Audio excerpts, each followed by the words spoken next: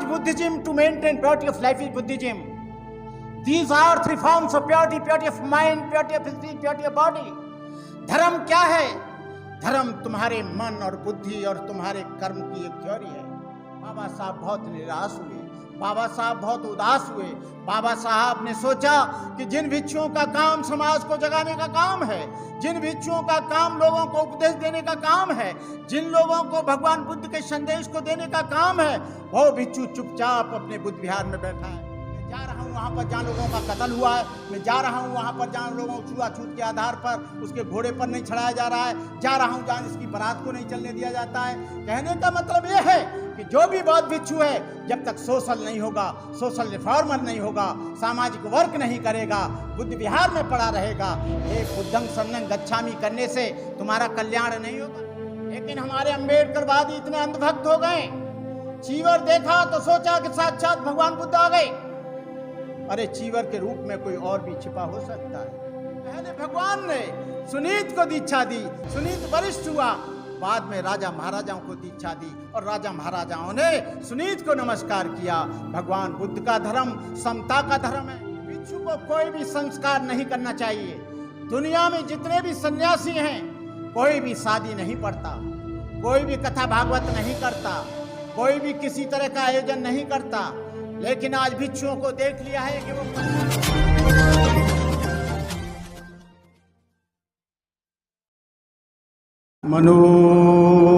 मनोपुबगमा धम्मा मनोसेठा मनोमया मनसा चे पदुत्थेन भासतीव करोति वा ततो नं दुःखमनपेति चक्कं बहतो पदं। जब कोई आदमी बुरे मन से कोई कार्य करता है तो दुख उसके पीछे पीछे ऐसे हो लेता है जैसे गाड़ी के पहिए बैलों के पीछे पीछे। प्रिय श्रद्धावान उपासक उपासिकाएँ, नायकारिक की क्या भूमिका होती है और सब्जेक्ट बहुत अच्छा रखा है। ढेर सारे सब्जेक्टों पर अब चर्चा भारत में हुई है, लेकिन अनागारिक के बारे में ये लोगों को पता ही नहीं है कि अनागारिक क्या होता है, कैसे होता है, क्यों होता है, उसकी गतिविधियां क्या होती हैं। भगवान बुद्ध का धम्म बहुत सुंदर और गहरा है। उसको सीखने के लिए जीवन के बहुत से आयाम, बहुत सा समय, बहुत से जीवन का आधार चाहिए। भगवान बुद्ध का संपूर्ण जीवन, पूरा का पूरा जीवन दया, करुणा, मैत्री, प्रेम, अहिंसा, बंधत्व, समदृष्टि और समता से परिपूर्ण था। यदि उनके जीवन की किसी भी घटना को लिया जाए, एक भी श्रृंखला इसके विपरीत जाति दिखाई न मिलेगी। क्या निर्धन, क्या धनी, क्या मूर्ख, क्या विद्वान, उनके प्रभाव में कौन नहीं बहा। करुणा से द्रवित होकर रोगियों की सेवा की, क्षुधार्थों को भोजन दिया, भूले हुए जो रास्ता भटक गए थे उनको जीवन का मार्गदर्शन कराया, अंगुलीमाल जैसे शस्त्रधारी डाकू को बदल दिया। भगवान बुद्ध का जीवन पूरा का पूरा सेवा भाव और लोगों के मार्गदर्शन में गया। बौद्ध धर्म कोई पूजा पाठ की चीज नहीं है, बौद्ध धर्म कोई प्रार्थना की चीज भी नहीं है, बौद्ध धर्म कोई याचना की चीज भी नहीं है। बौद्ध धर्म पूरा का पूरा संकल्प से भरा हुआ जीवन होता है। बौद्ध धर्म पूरा का पूरा कर्म की थ्योरी पर आधारित होता है। बुद्ध का पूरा धर्म उसके कर्मों पर आधारित होता है। बुद्ध का पूरा धर्म करुणा और मैत्री पर आधारित होता है। बुद्ध का पूरा जीवन उसके आचरण पर आधारित होता है।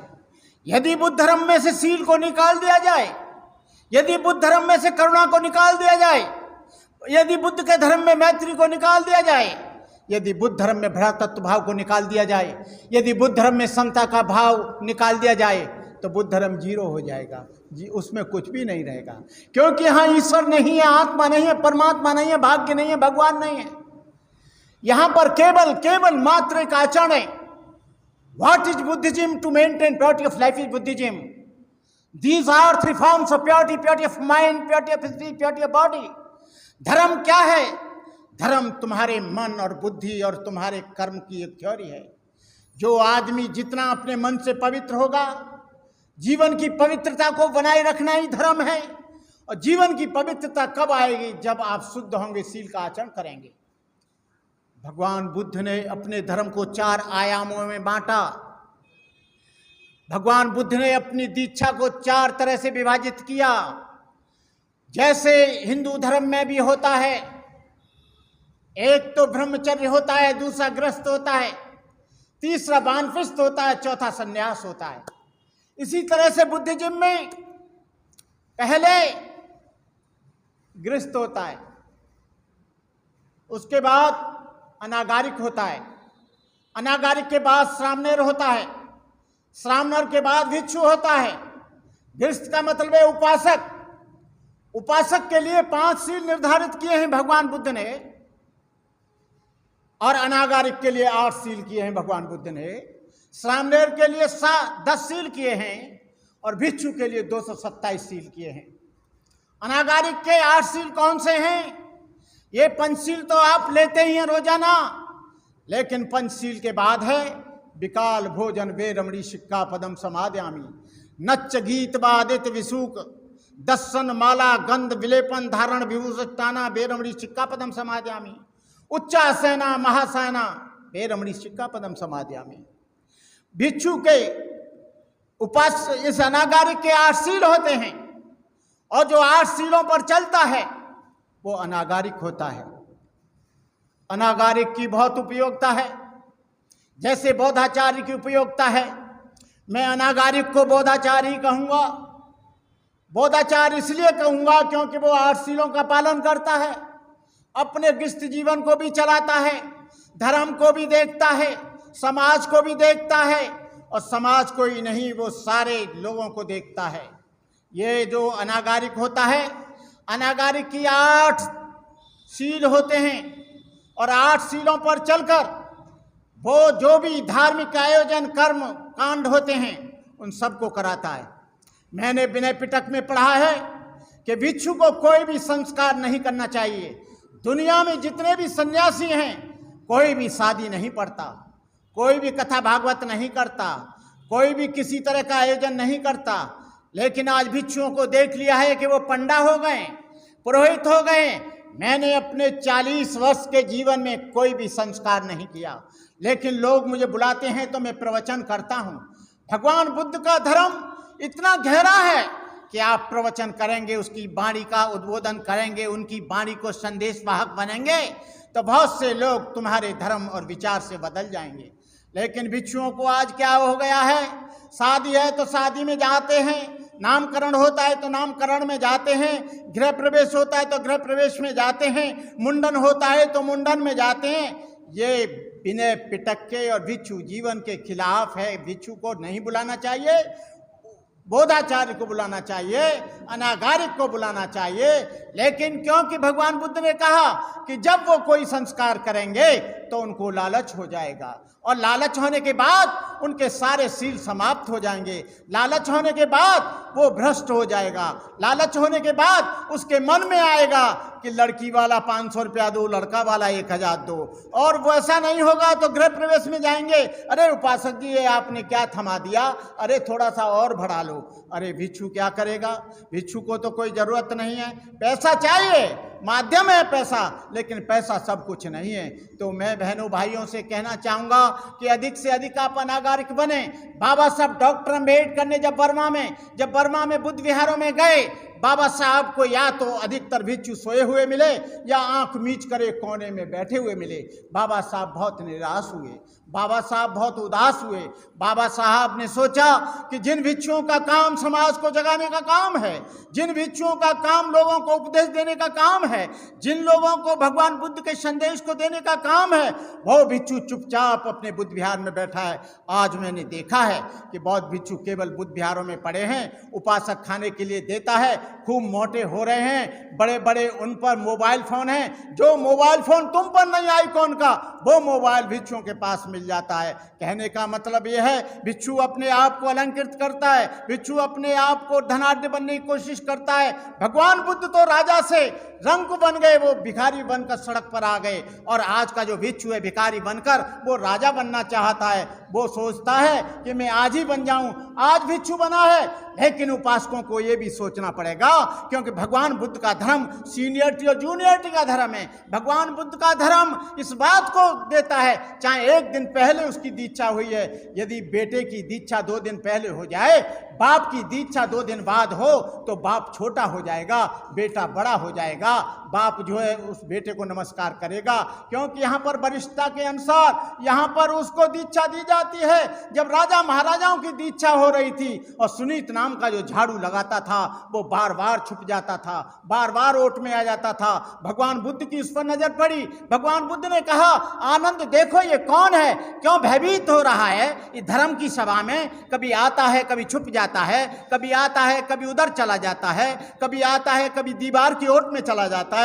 भगवान ने उसे बुलाया और भगवान ने कहा, आनंद इसे पूछो क्या कारण है।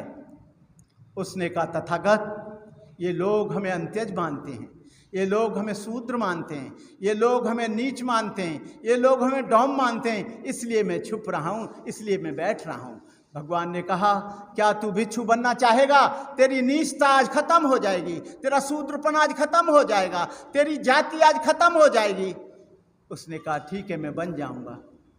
वहां पर राजा महाराजाओं के लोग भी बैठे थे, सर मुंडन करके, क्षत्रिय और राजपूत भी बैठे थे।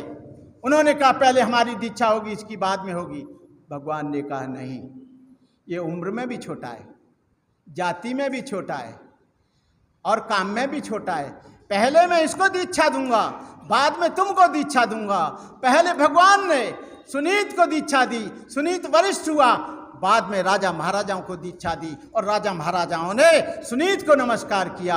भगवान बुद्ध का धर्म समता का धर्म है। भगवान बुद्ध का धर्म किसी जाति का धर्म नहीं है। भगवान बुद्ध का धर्म किसी वर्ण का धर्म नहीं है। भगवान बुद्ध का धर्म किसी वर्ण का धर्म नहीं है। भगवान बुद्ध का जो संघ था सचमुच एक समुद्र था, उसमें राजा महाराजाओं के सपुत्र थे, राजकुमार युवराज थे, क्षत्रिय योद्धा सरदार थे, ब्राह्मण थे, चांडाल थे, शूद्र एवं वैश्य थे, अंगुलीमाल जैसे लोग थे जो डांके डालता, नृपादि लोगों का खून करता, अम्बपालकासी नगर बधू थी जिसकी एक एक अदा पर राजा और अमीर लोग लाखों रुपया न्योछावर कर देते। सुपाक था, कुत्ते का मांस खाता, स्वाति मछेरा था, नंद ग्वाला था, धनिया कुम्हार जाति से आया था, सुपैया डॉम था जो शमशान से आया था, यह समीर व्यापारी का बेटा था, बिमला वैश्या की लड़की थी, पूर्णदासा पुत्री थी, चांपा शिकारी की लड़की थी, उपाली नाई था, महाकाश्यप ब्राह्मण था, सुनीत भंगी था जिसने अरहंत प्राप्त किया, महापंडितार देव का शिष्य चांडाल का बेटा था।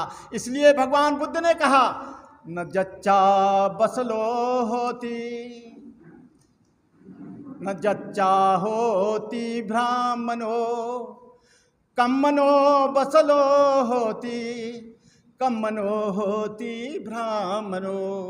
भगवान ने कहा, हे भिक्षुओं, जन्म से न कोई ऊंचा होता है न नीचा होता है, जन्म से न कोई शूद्र होता है न ब्राह्मण होता है, कर्म से ही शूद्र होता है, कर्म से ही ब्राह्मण होता है। भगवान बुद्ध ने इस तरह से समता का मार्ग, इस तरह से लोगों को जगाने का काम किया। जिस भगवान बुद्ध ने लोगों को चल चल कर हजारों मील के फासलों को पार करके, और आप आज भी देख लीजिए, कोरिया के वज्र पर्वतों में जाइए, जापान के मनोरम कोयासान में जाइए, तुंगुहान की बुद्ध सहस्त्र गुफा में जाइए, अफगानिस्तान के बामयानों में जाइए, हजारों हजारों मील की गुफाओं को बौद्ध भिक्षुओं ने बनाया। एलोरा और अजंता को देख लीजिए, भिक्षुओं का उस समय बहुत बड़ा काम था। मैं उपासकों से कहना चाहूंगा कि आरएसएस के लोगों ने 1000 बौद्ध भिक्षु बनाए हैं। अपने घरों में जो आप दें, जो दक्षिण भारत, जो नॉर्दर्न इंडिया के भिक्षु हैं, जो आसाम और मिजोरम, मेघालय, त्रिपुरा के भिक्षु हैं, वो सारे के सारे लोग आरएसएस से इंटरगत मिले हुए हैं। मैं कहना चाहूँगा कि आप अपने घर में किसी भिक्षु को शरण दें तो पहले उसका वेरिफिकेशन करें, क्योंकि उनको दिख रहा है कि अम्बेडकरवाद इतना मजबूत होता जा रहा है कि वो हमारे धर्म पर हावी होता जा रहा है। जो विषमतावादी धर्म है, जो ऊंच नीच की भावना मानता है, उसको अम्बेडकरवाद, इनको इस बात से कोई तकलीफ नहीं कि लोग बौद्ध हो जाएं, लेकिन इनको बहुत तकलीफ होती है अम्बेडकरवादी होने से। मैं आपको बताना चाहूँगा कि आज बौद्ध धर्म भी 3 तरह से विभाजित हो गया है। 3 तरह से विभाजित कैसे हो गया है? परंपरावादी बौद्ध, अम्बेडकरवादी बौद्ध, ब्राह्मणवादी बौद्ध। परंपरावादी बौद्ध वो हैं जो हजारों साल से अपने आप को कहते हैं, जो आपके जो अरुणाचल, असम, मिजोरम, मेघालय, त्रिपुरा, आसाम, नागालैंड के लोग हैं वो, या आपके जो लेह लद्दाख के हैं, वो परंपरावादी हैं। वो बुद्ध को तो मानते हैं लेकिन अम्बेडकर को नहीं मानते। अम्बेडकरवादी वो लोग हैं जो अपने बिहारों में बाबा साहब को सजा कर रखते हैं, बाबा साहब को अपना आदर्श मानते हैं, बाबा साहब को अपना मसीहा मानते हैं, बाबा साहब को अपना मार्गदाता मानते हैं, और बुद्ध को भी अपना धर्म मानते हैं। और ब्राह्मणवादी वो हैं, न वो अम्बेडकर को मानते हैं न बुद्ध को मानते हैं। केवल वो आपकी दान और दक्षिणा, आपकी रसीद जो कटती है उसको मानते हैं। उनको ना अम्बेडकर से कोई लेना देना, ना बुद्ध से कोई लेना। मेरा कहने का मतलब यह है आप लोगों से, मेरा 46 वर्ष का भिक्षु जीवन है। 1988 में बाबा साहब का फोटो रखने के ऊपर बुद्ध गया में मेरा झगड़ा हुआ। मैंने कहा जिस अम्बेडकर ने एक दिन में 5 लाख बनाए, तुम 5 लोग नहीं बना सकते। उस अम्बेडकर का फोटो इसलिए होना चाहिए कि वो यहाँ पर दक्षिण भारत और उत्तर भारत में जो बौद्ध धर्म की क्रांति आई है, वो बाबा साहब को श्रेय जाता है और किसी को नहीं जाता है। बाबा साहब डॉक्टर अम्बेडकर ने हम लोगों को बताया। बाबा साहब डॉक्टर अम्बेडकर नहीं होते तो आज आप यहाँ पर बैठे नहीं होते। बाबा साहब डॉक्टर अम्बेडकर नहीं होते तो आप आज अच्छे कपड़े पहने नहीं होते। बाबा साहब डॉक्टर अम्बेडकर नहीं होते तो आपको संवैधानिक अधिकार नहीं मिलते, और संवैधानिक अधिकार नहीं मिलते तो हम लोगों की स्थिति वही होती जो आज से 5000 वर्ष पहले थी। मैं आप लोगों से इस विशेष तरह से कहना चाहूँगा कि आप बुद्धिज्म का अच्छी तरह से पालन करें, भिक्षुओं का निरीक्षण और परीक्षण करें। लेकिन हमारे अम्बेडकरवादी इतने अंधभक्त हो गए, चीवर देखा तो सोचा कि साक्षात भगवान बुद्ध आ गए। अरे चीवर के रूप में कोई और भी छिपा हो सकता है, चीवर के रूप में कोई और भी हो सकता है। ब्राह्मणों ने कहानी बना दी कि गधे पर चीवर पड़ा था, राजा हाथी से उतर कर आया, उसने उसको 3 बार प्रणाम किया। अरे ये बात नहीं है, चीवर के रूप में कोई डकैत हो सकता है, कोई चोर हो सकता है, कोई आतंकवादी हो सकता है, कोई धोखा देने वाला हो सकता है। चीवर तो कपड़ा है, लेकिन ये कपड़ा नहीं है, ये 10 पारमिताओं का है। यदि 10 पारमिताओं के चीवर को कोई बदमाश पहनाए तो क्या किया जाएगा? आप लोग बहुत सोच समझकर आपको चलना है। भगवान बुद्ध का धर्म अष्टांगिक मार्ग, अष्टांगिक मार्ग में पूरा का पूरा बौद्ध धर्म समाहित है। उसमें दुख के कारण और दुख के निवारण हैं, क्योंकि भगवान बुद्ध का जो 4 आर सत्य है वो ये कहता है कि दुनिया में दुख है लेकिन दुख का कोई कारण है। भगवान बुद्ध ने इस प्रश्न को यही नहीं छोड़ा कि दुख है तो रहने दो, लेकिन भगवान बुद्ध ने कहा जो दुख है उसका कोई कारण है। उसका कारण आत्मा नहीं है, पुनर्जन्म नहीं है, ईश्वर नहीं है, भाग्य नहीं है,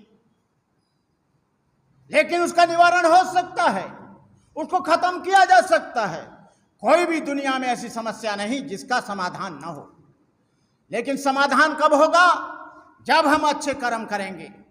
अब आदमी शराब पीता है, कहते हैं कि घर में दंगा हो रहा है। अरे उसका कारण शराब है, तू शराब छोड़ दे। आदमी चोरी कर रहा है, जेल चला गया, कह रहा है मैं जेल चला गया। अरे जेल तू इसलिए गया कि क्यों तूने चोरी की। आदमी ने व्यभिचार किया और जेल चला गया क्योंकि तूने रेप किया, इसलिए तू जेल गया। आदमी झूठ बोल रहा है, 420 का मुकदमा लग गया। कहने का मतलब यह है भगवान बुद्ध का धर्म धाराओं से बंधा हुआ धर्म है। अभी मेरा इंटरव्यू नीलम बहन ने लिया था और उसकी बहुत प्रशंसा आ रही है कि भंते करुणाकर पिस्तौल और राइफल क्यों रखता है। और मैंने इंटरव्यू दिया और उसमें आया कि राइफल और रिवॉल्वर का लाइसेंस उसको मिलता है जो पंचशील का पालन करता है। राइफल रिवॉल्वर उसको मिलता है जो भगवान बुद्ध के आदर्शों पर चलता है। चोर और बदमाश उठाई गिरा जिसका 6 नंबर 8 नाम होता है थाने में, और लाइसेंस की प्रक्रिया बहुत जटिल है। लाइसेंस उसको मिलता है जो उसके लिए दम और खम रखता है, हथियारों को संभालने की उसमें औकात होती है। लाइसेंस उसको मिलता है जो चोरी नहीं करता है।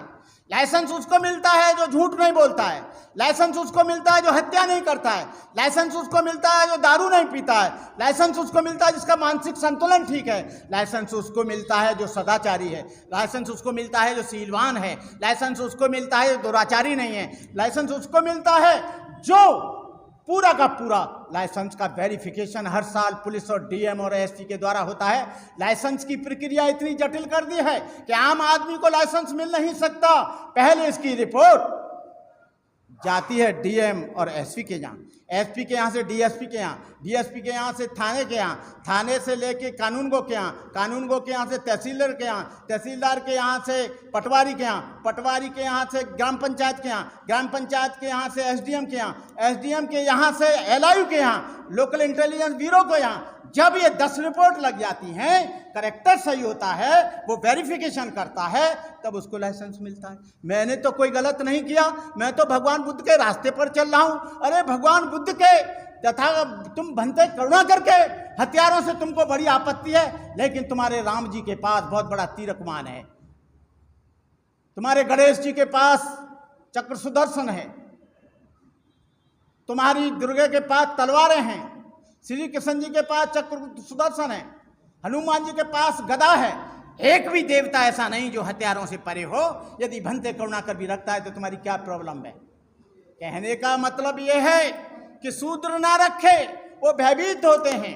मैं अपने लोगों के मनोबल को बढ़ाने के लिए अभी मैं जा रहा हूं, कहीं किसी बेटी के साथ बलात्कार हो रहा है, मैं जा रहा हूं, किसी के साथ अन्याय हुआ है, बुलेट गाड़ी से उस समय चलता था 1980 में, मैं जा रहा हूं वहां पर जहां लोगों का कत्ल हुआ है, मैं जा रहा हूं वहां पर जहां लोगों को छुआछूत के आधार पर उसके घोड़े पर नहीं चढ़ाया जा रहा है, जा रहा हूं जहां इसकी बारात को नहीं चलने दिया जाता है। कहने का मतलब यह है कि जो भी बौद्ध भिक्षु है, जब तक सोशल नहीं होगा, सोशल रिफॉर्मर नहीं होगा, सामाजिक वर्क नहीं करेगा, बुद्ध विहार में पड़ा रहेगा, ये बुद्धं शरणं गच्छामि करने से तुम्हारा कल्याण नहीं होगा। बुद्धं शरणं गच्छामि हमारी धार्मिक एक आचार संहिता है, वो कर लीजिए, कोई बुराई नहीं है, लेकिन आपको आचरण करना पड़ेगा और समाज की बुराइयों को त्यागना पड़ेगा। आपको समाज की, मैं देखता हूं महाराष्ट्र में रोज कह रहे हैं सुरा मेरे मध्य प्रमादठाना बेरम ऋषिका पदम समाजामी, और बगल में बोतल लगा के, अबे मैंने कहा तूने शाम को तो कहा था सुरा मेरे मध्य, अरे भंते जी वो अलग है ये अलग है। अरे भाई, कहने का मतलब यह है कि आप लोग अच्छी तरह से उसका पालन करें। मैं अष्टांगिक मार्ग का विश्लेषण करके अपनी बात खत्म करूंगा। अधिक से अधिक अनागारिक बनने चाहिए। जो भगवान बुद्ध का अष्टांगिक मार्ग है, सम्यक दृष्टि, सम्यक संकल्प, सम्यक वाणी, सम्यक आजीविका, सम्यक कर्मांग, सम्यक व्यायाम, सम्यक स्मृति, सम्यक समाधि। सम्यक दृष्टि का मतलब है सत्य को सत्य जानो, असत्य को असत्य जानो, और बिल्कुल तुली हुई बात होनी चाहिए। सम्यक संकल्प का मतलब है कि अच्छे कर्मों के प्रति जो तुमने संकल्प लिया है और जो बुरे कर्म हो गए उनको छोड़ने का जो संकल्प लिया है, अच्छे कर्म करो, बुरे कर्मों को कभी अपने जीवन में प्रवेश मत करने दो। इस बात का संकल्प करो कि हम चरित्रवान बनेंगे, शीलवान बनेंगे। सम्यक वाणी, सम्यक वाणी का मतलब है कठोर मत बोलो, किसी की चुगली मत करो, ऐसा मत बोलो कि जिससे किसी को कष्ट हो जाए, और मधुर बोलो, अच्छा बोलो। सम्यक आजीविका, आपके आजीविका का साधन ऐसा होना चाहिए जिससे किसी को आघात न पहुंचे। दारू बेचने वाला, हथियार बेचने वाला, कोई छीना झपटी वाला ऐसा नहीं होना चाहिए। आपकी आजीविका बहुत पवित्र होनी चाहिए। सम्यक कर्मांत, सम्यक कर्मांत का मतलब है 3 कर्म कभी मत करिए, हत्या, चोरी और व्यभिचार। सम्यक व्यायाम का मतलब है पूरे आत्म संयम, सेल्फ कंट्रोल। अपने आप को हर परिस्थिति में अपना आत्म संयम बरतिए। सम्यक स्मृति, सम्यक स्मृति का मतलब है जागरूकता, इंटरनल अवेयरनेस, इंटरनल अवेयरनेस, आंतरिक जागरूकता। सम्यक समाधि का मतलब है एकाग्रता, चित्त की एकाग्रता। तो आप इस पर चलें, इस पर पूरा ध्यान रखें और अच्छी तरह से, जो भगवान बुद्ध का पहली दीक्षा उपासक है, दूसरी दीक्षा अनागारिक है, तीसरी दीक्षा श्रामेर है, चौथी दीक्षा भिक्षु है। और मैं देख रहा हूँ कि जितने भी बौद्धों ने बुद्ध विहार बनाए हैं, वहाँ पर सारे के सारे बौद्ध भिक्षु आसाम, मिजोरम, मेघालय, त्रिपुरा, नागालैंड के आ गए। आप उनको भिक्षु मत समझिए, वो अपनी पढ़ाई करेंगे। ऐसे मेरे यहाँ 4 भिक्षु रहते थे, चारों ने शादी कर ली, फ्रांस में चले गए। ये लोग कुछ समय के लिए बनते हैं, ये भिक्षु भी नहीं है, सामने रहे और वापस अपने घर चले जाते हैं। तो मेरा निवेदन है कि सीनियरिटी और जूनियरिटी का जरूर ध्यान रखें। यदि आपके यहाँ थेरा आता है, महाथेरा आता है, तो उसको उसी सीनियरिटी के अनुसार आपको ये पूछना चाहिए कि भाई थेरा कितने हैं, महाथेरा कितने हैं, बैठिए। श्रामणेर कितने हैं, श्रामणेरों को अलग लाइन में। जब तक आप ये नहीं सीखेंगे तब तक आप थाईलैंड में, लाओस में, श्रीलंका में ये नियम है। होता क्या है, जो 20 साल का भिक्षु है, 40 साल का है, उसका भी उतना ही सम्मान कर रहे हैं आप, और उसका भी सीनियरिटी जूनियरिटी का ध्यान रखें। दूसरा ये है, अपने घर में किसी भी भिक्षु के द्वारा कोई संस्कार मत कराइए। ये जरूरी नहीं है कि अनागारिक हो, श्रामणेर हो। यदि वरिष्ठ उपासक है, चाहे बीरेन जी हों, चाहे शीलप्रिय जी हों, चाहे हमारे वो क्या नाम है विवेक जी हों, चाहे हमारे ये भगवान सिंह जी हों, इन लोगों को, जो भी वरिष्ठ हैं, उनको बुला लीजिए और उनको भी आप दान दक्षिणा दीजिए, क्योंकि उसने अपना समय दिया है, अपना टाइम दिया है। ऐसा नहीं है कि वो आपके यहाँ आए तो फ्री फंड में आए। तो मेरा कहने का मतलब ये है कि उपासकों को ये लाइन अपने हाथ में लेनी चाहिए। जब तक आप संस्कार बौद्धचर्या पद्धति आती है, आप नहीं जानते तो बौद्धचर्या पद्धति रख लीजिए सामने। और किसी भी भिक्षु को शादी में, जो आदमी मुक्त है वो माला देके और खड़े होके पास में माला डलवा रहा है। अरे इसका मतलब क्या है भाई? तुम भिक्षु हो, दूर से आशीर्वाद दे सकते हो। मैं ये नहीं कह रहा हूँ कि शादी में भिक्षु को मत बुलाइए, लेकिन उनसे मंगल कामनाएं और आशीर्वाद लेकर उन्हें विदा करिए। कोई बुरी बात नहीं है, आपका मकान का हो रहा है तो भिक्षु को बुलाइए, लेकिन भिक्षु के द्वारा वो आलेस मालेस जो है वो उससे मत कराइए। तो मैं आप लोगों से बहुत बहुत मेरी मंगल कामनाएं, शुभकामनाएं, मेरा आशीर्वाद। और शीलप्रिय जी को मुख्य रूप से, जो इन्होंने अनागारिक के उपयोगिता के लिए और भूमिका के लिए जो इस कार्यक्रम का आयोजन किया, मंगल कामनाओं के साथ आपका जीवन सुखमय हो, आनंद से परिपूर्ण हो। मैं इन्हीं शब्दों के साथ अपनी प्रवचन को विराम देता हूँ। अपना चैनल, आपका चैनल, समाज का चैनल, देश का चैनल NV News 24/7 को आप लाइक करें, सब्सक्राइब करें और ज्यादा से ज्यादा इसकी वीडियो को शेयर करें, ताकि हर खबर को मैं आप तक आसानी से